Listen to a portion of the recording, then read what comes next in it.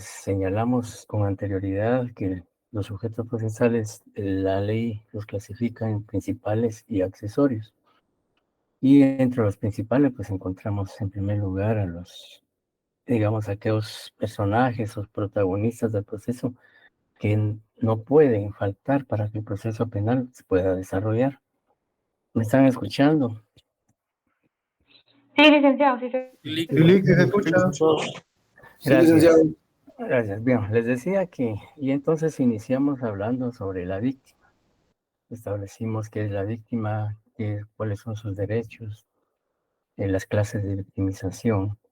Y pues también nos correspondería referirnos a lo que es el juez, pero anteriormente ya señalamos lo que es el juez y los órganos jurisdiccionales y tribunales competentes en materia penal.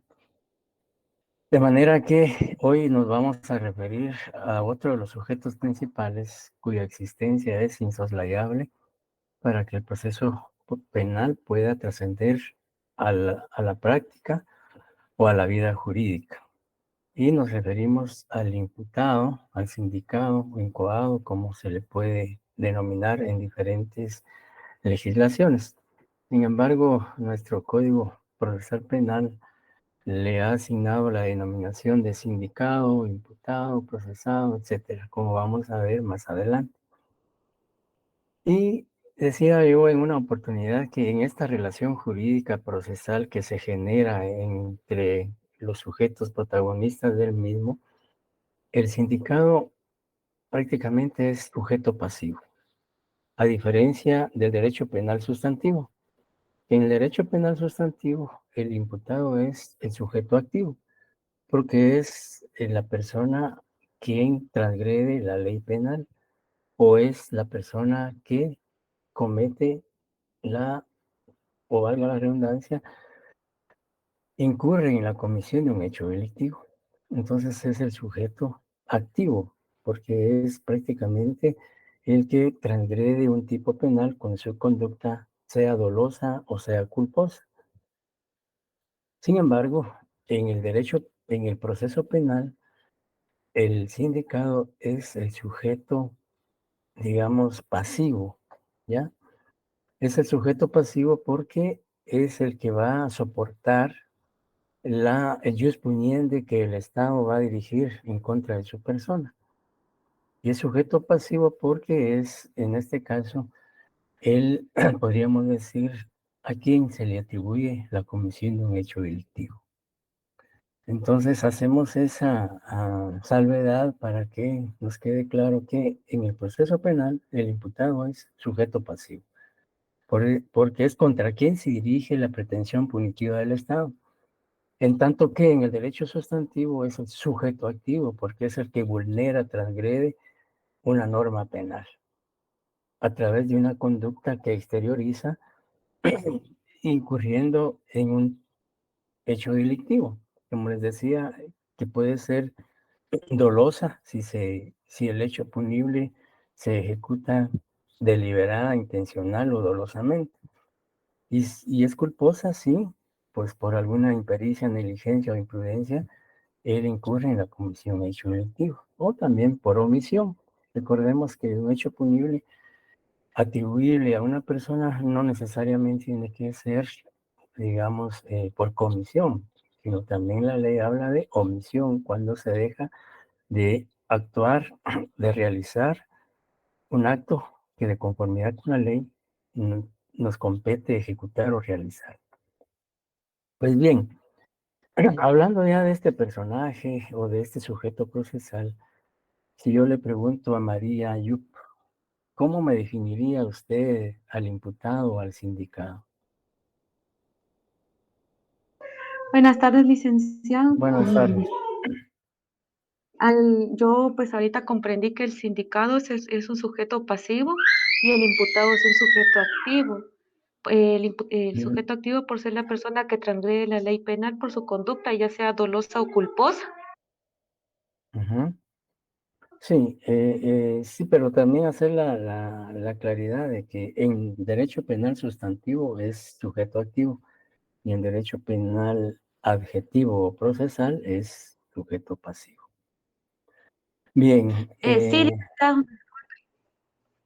ya, Juan Luis Palencia, ¿qué más adicionaría a a los conceptos vertidos por María? Fíjese, licenciado, que casi no alcancé a escucharle a la compañera porque se me entrecortó un poco la señal. Bueno, está bien, pero digamos, si no obstante no haberla escuchado, ¿cómo definiría usted al sindicado o al imputado? Eh, pues, en base a lo que usted nos comentaba, es el sujeto pasivo que debe ser el mismo quien transgreda una norma penal y contra quien se va a dirigir el jus puniendi del Estado. Ya, muy bien. Auner Omar González, ¿cuál es su criterio, su opinión en relación al imputado? ¿Cómo lo definiría usted? Es la persona sobre quien cae en este caso sería una tipo de demanda, licenciado, no sé si estaría bien. Demanda no, porque no estamos en derecho procesal civil, que por cierto, en el examen muchos confundían demanda con actor, eh, etcétera, ¿no? Utilizando terminología propia del derecho procesal civil.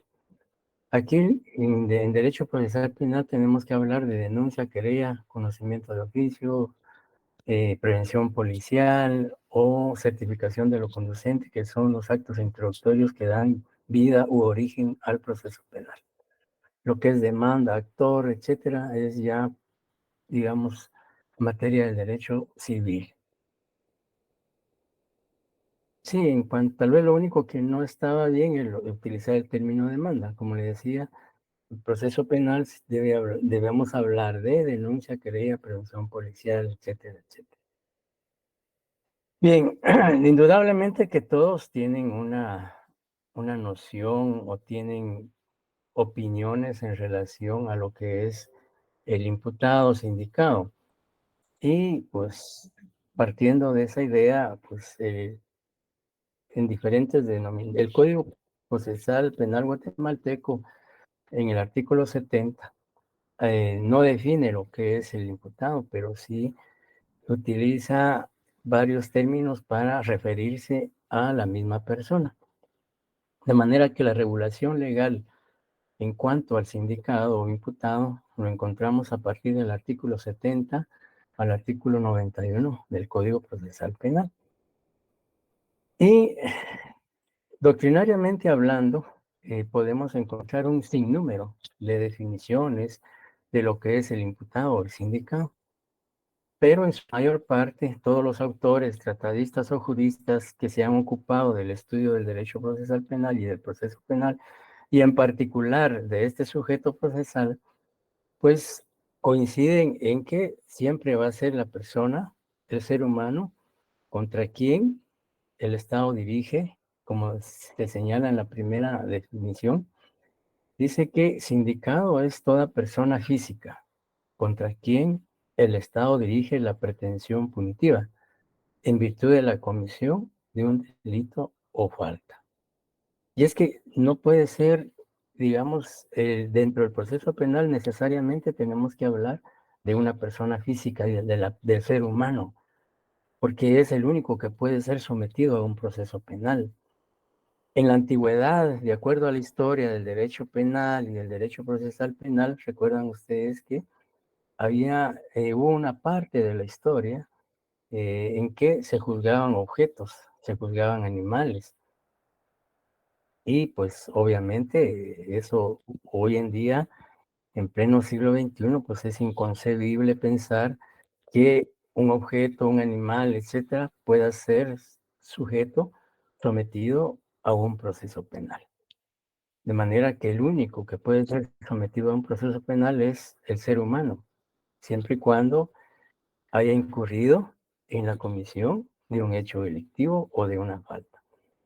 Aunque hecho delictivo implica delito y falta. ¿Ya? Entonces, por eso se dice que es la persona física contra quien el Estado dirige la pretensión punitiva del Estado. El Estado no podría dirigir su acción, su accionar punitivo o el jus puniendi contra, digamos, persona que no haya incurrido en la comisión de un hecho delictivo. Recordemos que para que se inicie un proceso penal es menester la existencia de un delito o de una falta. Y si no estamos ante un delito o una falta, pues ese proceso penal no podría surgir a la vida jurídica. Bien, la otra definición dice que es un sujeto procesal.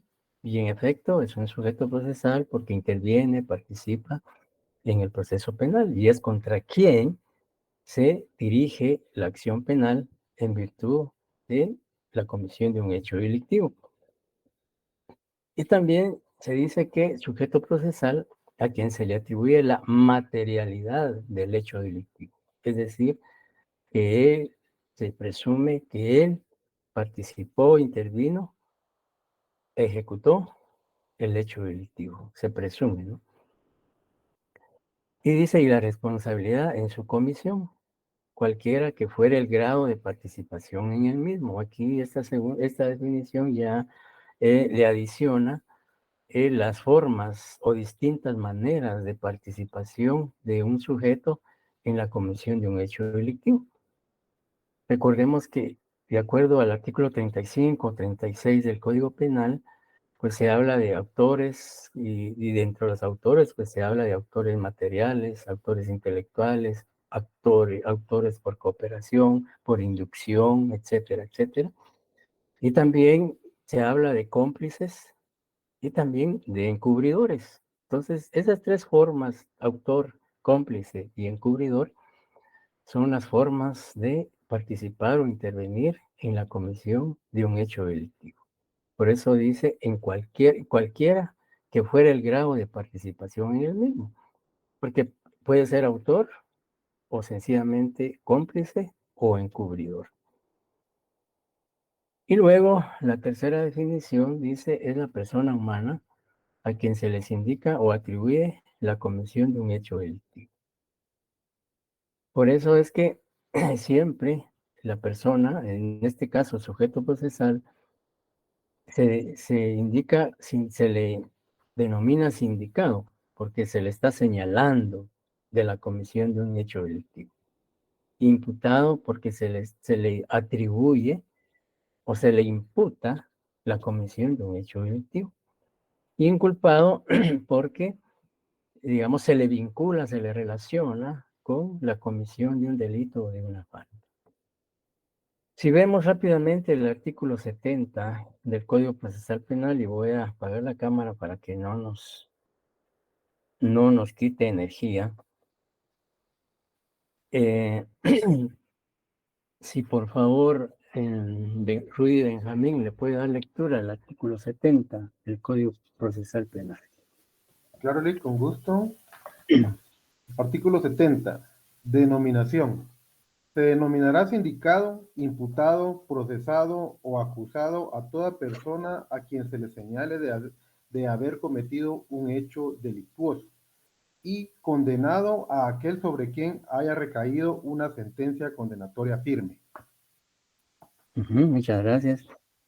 Bien, como ustedes pueden apreciar, el artículo 70 prácticamente considera al sindicado, imputado, procesado o acusado como sinónimos y solo hace una distinción en relación al condenado y dice condenado a aquel sobre quien haya recaído una sentencia condenatoria.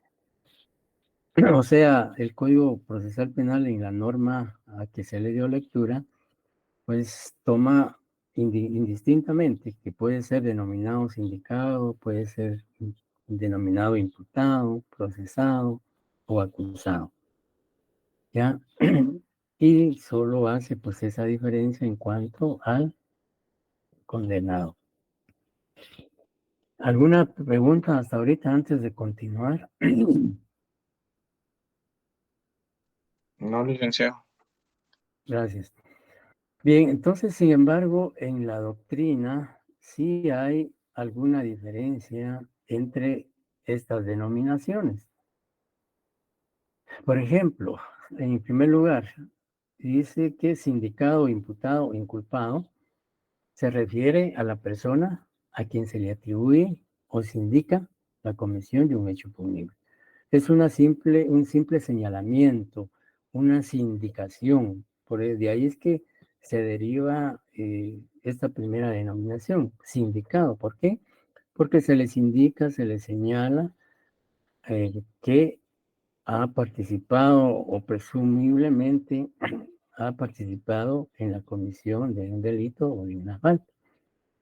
Por eso se dice que sindicado es toda persona a quien se le atribuye o se indica la comisión de un hecho punible. Y procesado dice cuando la persona es puesta a disposición del juez y es vinculada al proceso penal mediante auto de procesamiento por existir indicios racionales de su posible participación en el hecho delictivo que se le imputa.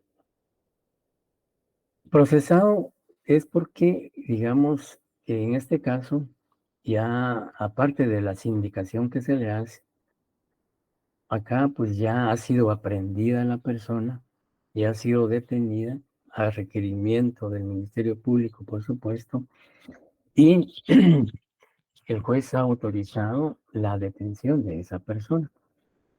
Por eso es que se dice que procesado porque prácticamente se le vincula al proceso penal. En cambio, el sindicado, pues solo existe una sindicación. Ya una persona puede presentar una denuncia contra alguien y desde ese momento, pues el señalado de la comisión de ese hecho delictivo adquiere la calidad o la denominación de sindicado.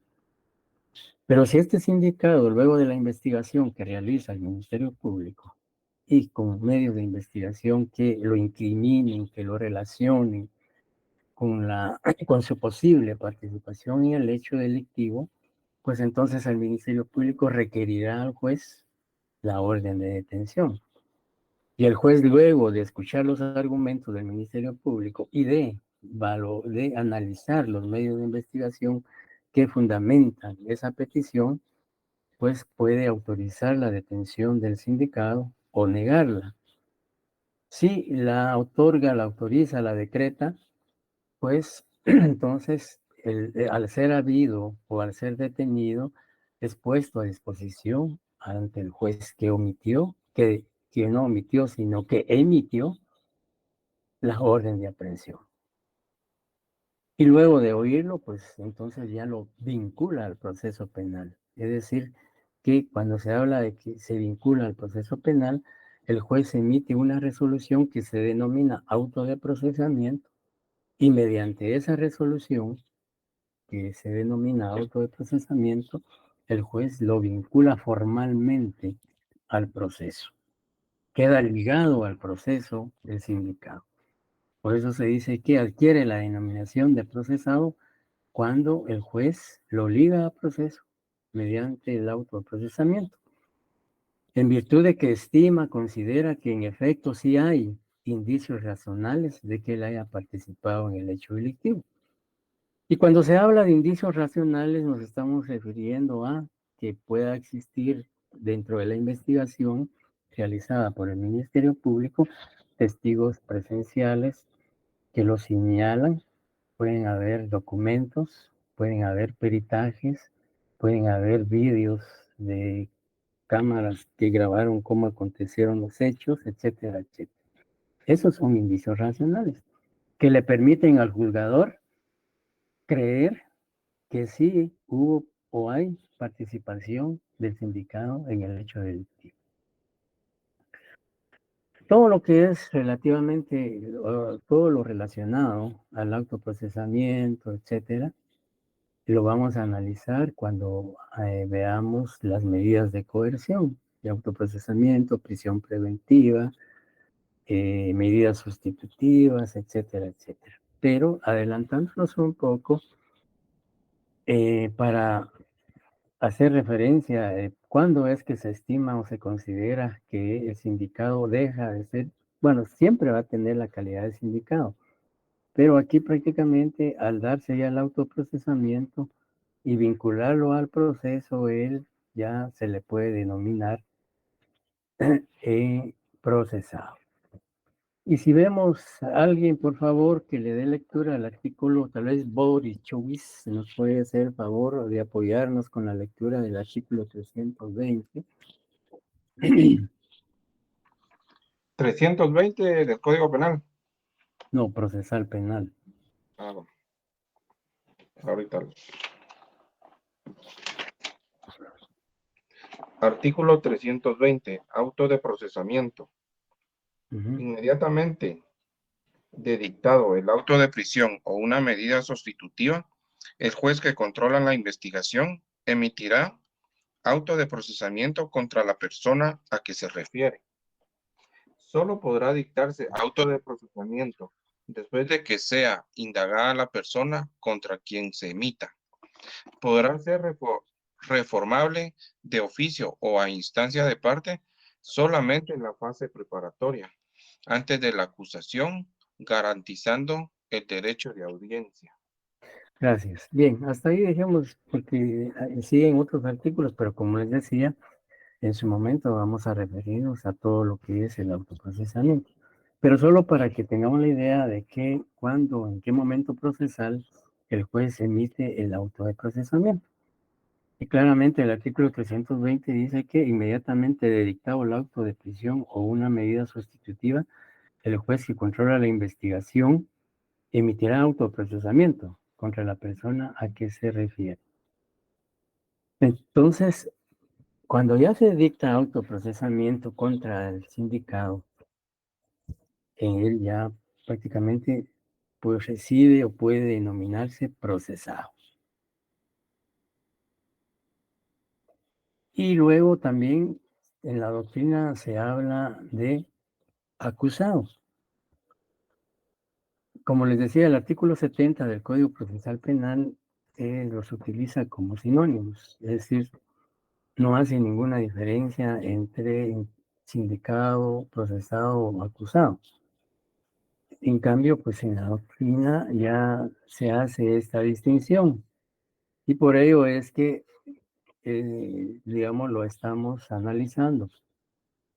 Y cuando adquiere la calidad o la denominación de acusado, es una persona que está siendo sometida a un proceso penal.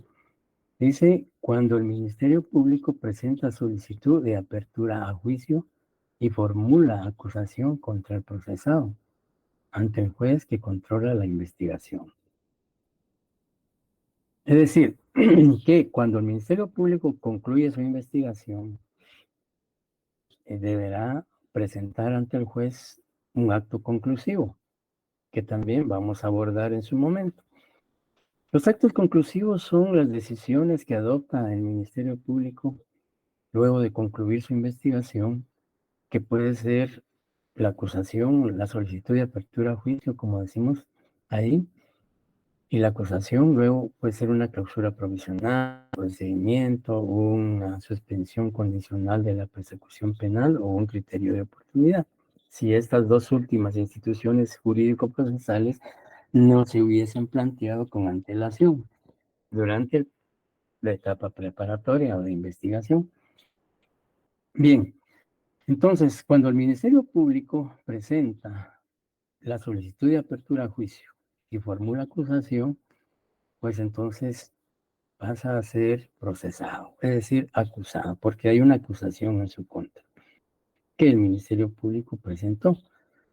Y la acusación la presentó el Ministerio Público porque considera que tiene elementos de convicción o medios de investigación que acreditan la responsabilidad y participación penal del acusado, en este caso procesado, y que debe discutirse en un debate o en un juicio oral y público. Y tal vez solo para ver el artículo, Luis Andrés Alvarado, que nos apoye con la lectura del artículo 324 del Código Procesal Penal, solo para tener una idea, como les digo, lo que es la acusación y autoprocesamiento, prisión preventiva, lo vamos a ver más adelante, que son puntos contenidos en el programa.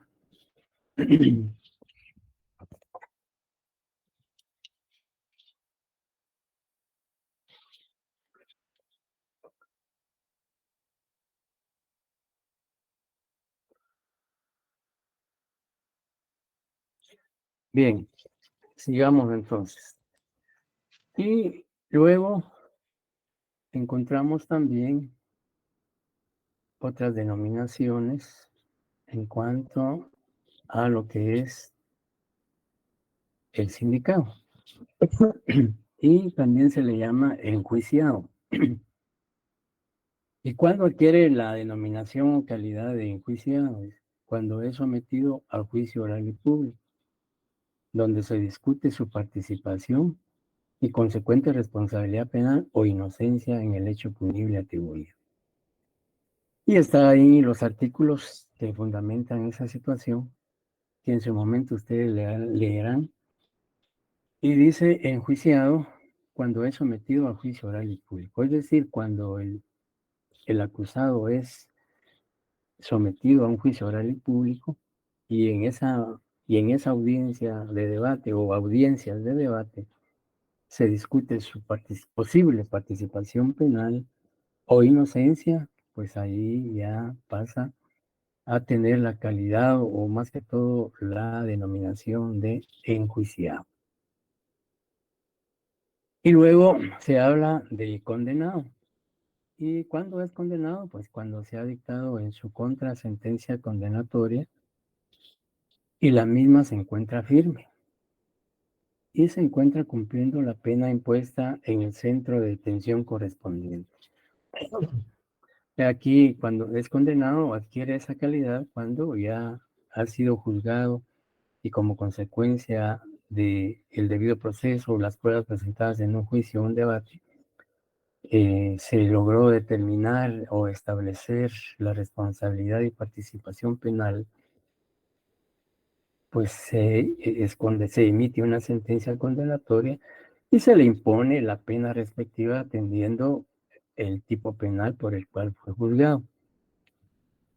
Y también ahí aparecen los artículos que se relacionan con dicha situación. Y luego se habla también de penado y se dice que la persona adquiere la denominación o este sujeto procesal adquiere la denominación de penado cuando ya cumplió la pena impuesta y obtiene su libertad.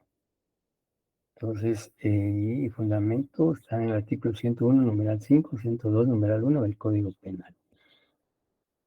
Y pues estas son las distintas denominaciones que recibe una persona que es sometida a un proceso penal como sindicado. Insisto, el Código Procesal Penal en el artículo 70, pues se denomina sindicado, imputado, procesado o acusado a toda persona a quien se le señale de haber cometido un hecho delictuoso. Pero de acuerdo a la doctrina, pues la denominación de enjuiciado, condenado, penado, acusado, procesado, pues dependerá en la etapa procesal en donde se ubique o se encuentre el sindicado. ¿Alguna pregunta hasta el momento? No, licenciado. Gracias. Bien, entonces seguimos adelante. Derechos del sindicado. En toda relación jurídica hemos manifestado que hay derechos y obligaciones. En este caso, pues el sindicado tiene derechos, ¿ya? Y que realmente no vamos a entrar a conocer, digamos, en forma detallada, porque eso nos llevaría, pues olvídense ustedes, 1, 2 o 3 sesiones de clase. Sin embargo, señalamos aquí los artículos de la Constitución que establecen los derechos del sindicado dentro de un proceso penal, que hemos venido trabajando como derechos individuales, ya incluso en el examen y los laboratorios, pues hemos venido insistiendo en conocer básicamente los derechos individuales del imputado. Y los artículos, algunos, quizá los más sobresalientes, porque tanto en la Constitución como en otras leyes encontraremos en forma dispersa derechos de este sujeto procesal. Sin embargo, los esenciales pues están contenidos en el artículo 4, 6, 7, 8, etcétera, de lo que aparece en la presentación de la Constitución Política de la República de Guatemala. Y en el Código Procesal Penal, pues también nos encontramos en el artículo 1, 2, 3, 4, 6, etcétera, que se refieren a derechos del sindicado.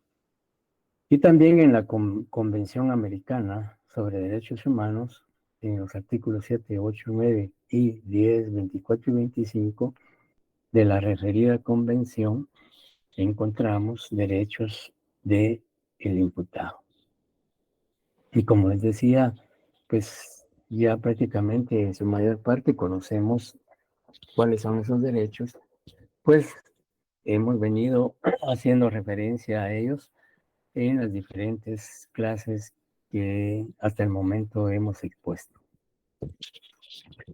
Bien, la incapacidad del imputado. En el artículo 76, que en un momento en la sesión anterior creo que hicimos referencia al mismo, sin embargo, vamos a reiterarlo. Y pues el artículo 76 que habla de la incapacidad del imputado. Y dice que el trastorno mental del imputado provoca la suspensión de su persecución penal hasta que desaparezca esa incapacidad. ¿Ya? Entonces, en virtud de que el imputado que está siendo sometido a un proceso penal por alguna circunstancia podría devenir alguna situación que le genere una incapacidad mental, más que todo mental, porque una incapacidad física pues no sería tan determinante para, digamos, suspender el proceso penal, porque una incapacidad física podría una persona ser trasladada a través de diferentes formas o medios a un proceso penal. Sin embargo, pues la ley habla de una incapacidad que dice más que todo trastorno mental.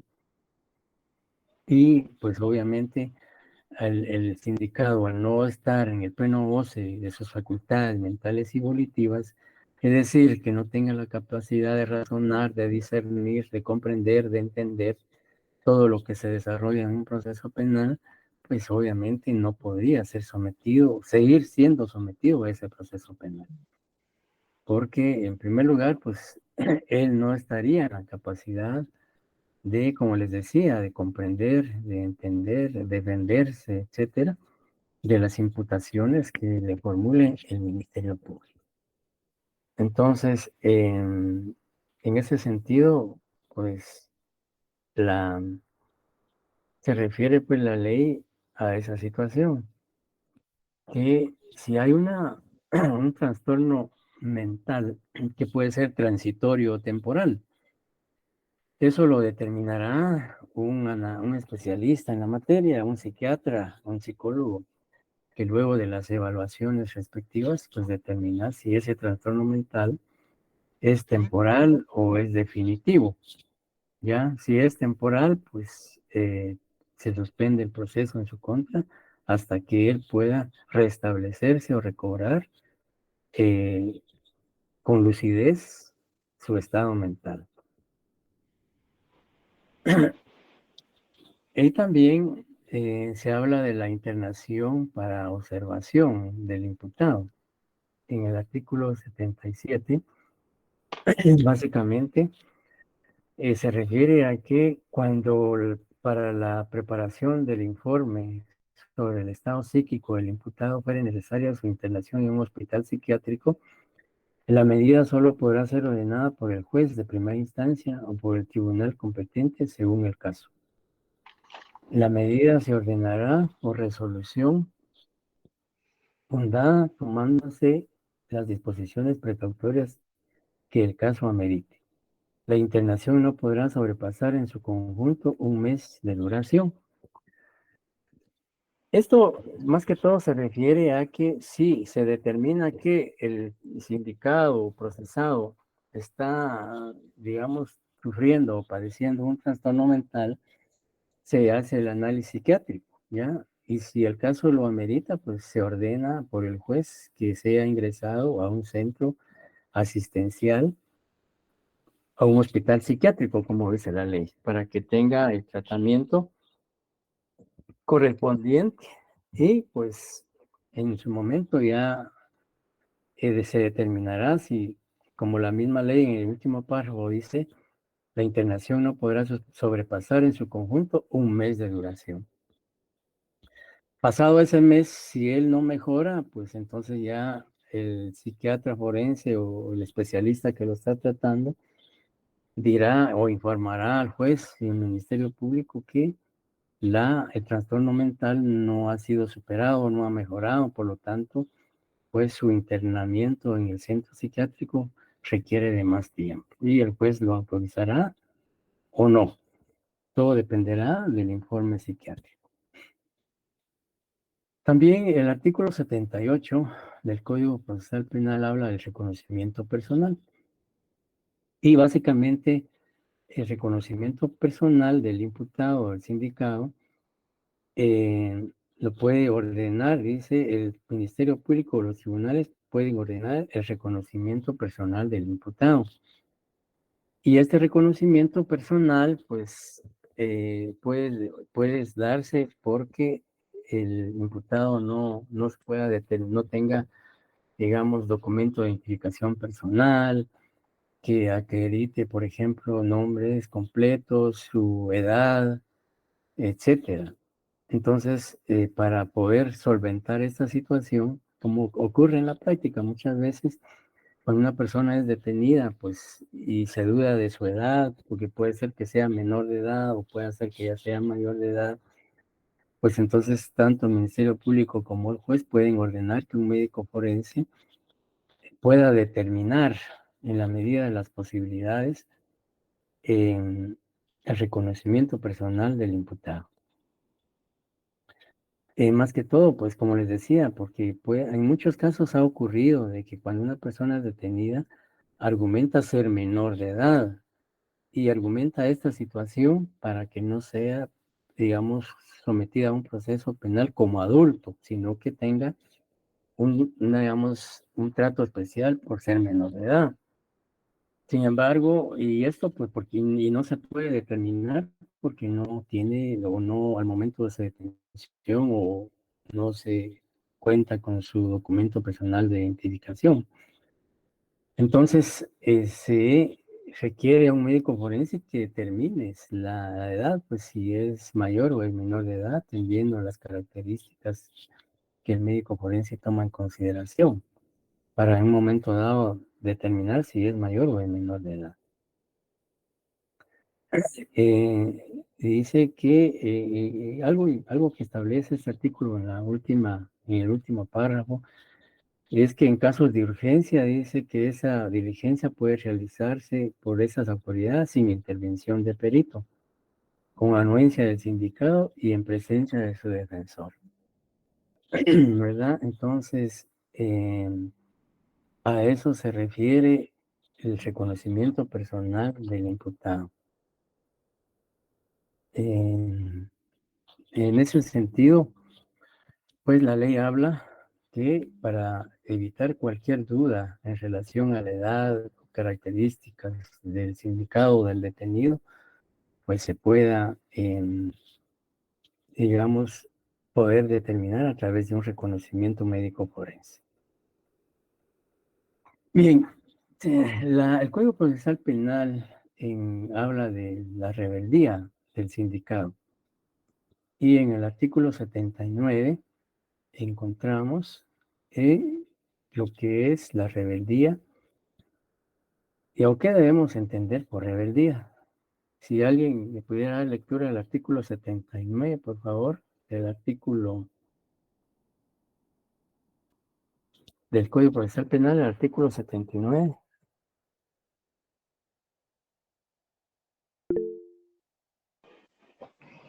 Rebeldía.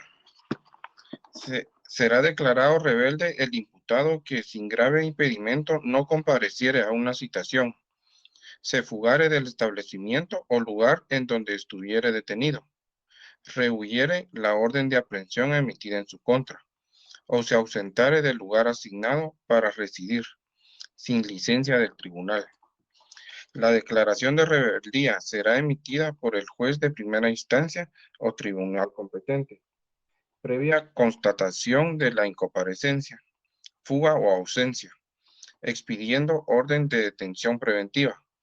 Se emitirá también orden de arraigo ante las autoridades correspondientes para que no pueda salir del país. La fotografía, dibujo, datos y señas personales del rebelde podrán publicarse en los medios de comunicación para facilitar su aprehensión inmediata.